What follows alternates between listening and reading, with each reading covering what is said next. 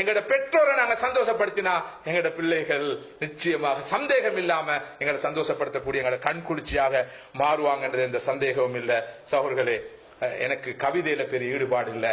ஆனாலும் நான் அவ்வப்போது கவிதைகளை ரசித்து கேட்பேன், பார்ப்பேன். சில கவிதை அடிகள் எனது உள்ளத்தை பலபோது பாதித்ததுண்டு, உள்ளத்தில் அதிர்வை ஏற்படுத்தியதுண்டு, உள்ளத்தை தொட்டதுண்டு, கண்களில் கண்ணீரை வரவழைத்ததுண்டு. வைரமுத்து என்ற ஒரு கவிஞர் இருக்கிறார். அவர் வைரமும் அல்ல முத்துவும் அல்ல என்னுடைய பார்வையில். என்றாலும் அவர் சில போது நல்ல கவிதைகளை பாடியிருக்க. அவர் பாடிய கவிதைகளுள் அம்மா என்ற தலைப்பில் அவர் பாடிய ஒரு நீண்ட கவிதை இருக்கிறது. அவரே அந்த கவிதையை பாடியும் இருக்கிறார், எழுத்திலும் இருக்கிறது. அந்த கவிதையை நான் பார்த்தபோது பலமுறை பார்த்திருக்கிறேன், அதனால் தாக்கம் அடைந்திருக்கிறேன். அவர் அந்த நீண்ட கவிதையின் ஆரம்பத்தில் சொல்கிறார், முதலாய் அம்மாவுக்கு 1000 கவி சொன்னேன், அழகழகா பொய் சொன்னேன், பெத்தவளே ஒம்பெருமை ஒத்தவரி சொல்லலையே, எனக்கொன்னு ஆனதுன்னா உனக்கு வேற பிள்ளை உண்டு, உனக்கொன்னு ஆனதுன்னா எனக்கு வேற தாய் இருக்கா, எனக்கொன்னு ஆனதுன்னா உனக்கு வேற பிள்ளை உண்டு, உனக்கேது ஆனதுன்னா எனக்கு வேற தாய் இருக்கா.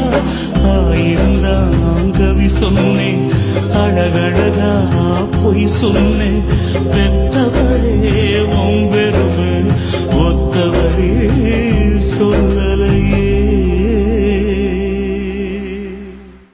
1000 கவி சொன்னேன், அழகழகா பொய் சொன்னேன். 1000 கவி சொன்னேன், அழகழகா பொய் சொன்னேன், பெத்தவளே உன் பெருமை ஒத்தவரி சொல்லலியே.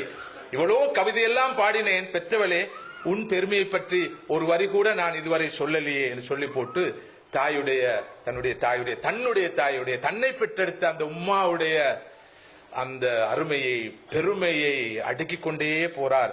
கடைசியாக உம்மாவை பார்த்து சொல்றார், எனக்கு ஒண்ணு ஆனதுன்னா உனக்கு வேறு பிள்ளை உண்டு, எனக்கு ஒண்ணு ஆனதுன்னா உனக்கு வேறு பிள்ளை உண்டு, உனக்கு ஒன்று ஆனதுன்னா எனக்கு வேறு தாய் இருக்கா.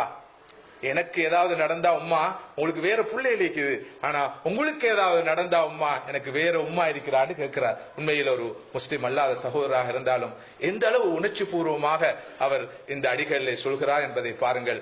இந்த ஒரு உணர்வு ஒரு முஸ்லிமுக்கு பல மடங்கு வர வேண்டும். உலகத்துக்கே பெற்றோர் நலன் பேணலில் முன்மாதிரியானவர்களாக நாம் இருக்க கடமைப்பட்டிருக்கிறோம். அந்த வகையில் அன்புக்குரிய சகோதரிகளே, தாய்மார்களே, எங்களுடைய உம்மாவையும் வாப்பாவையும் உம்மாவிடத்திலையும் வாப்பாவிடத்திலையும் எங்களுடைய நேசத்தை அவங்க உணரக்கூடிய வரையில போய் கொட்டுவோம் என்ற சில நாளைகள் இல்லாமலும் போகலாம்.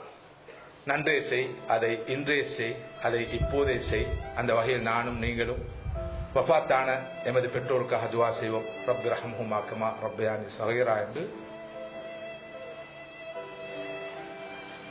நாம் சிறியவர்களாக இருந்த போது அந்த தாயும் தந்தையும் எவ்வாறு அன்பூட்டி என்னையும் உங்களையும் வளர்த்தார்களோ அதே போல் அல்லாஹ் தஆலா அவர்களுக்கு ரஹ்மத் செய்ய வேண்டும் என்று எல்லா எமது அமல்களிலும் இபாதத்துகளிலும் தொழுகைகளிலும் துவா செய்வோம்.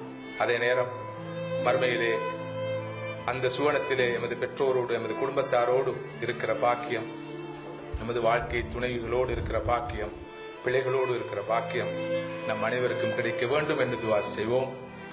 வாழ்கிற பெற்றோர்களை இந்த கணப்பொழுதே கண்ணாக மதித்து, இரு கண்களாக மதித்து அவர்களை அரவணைப்போம்.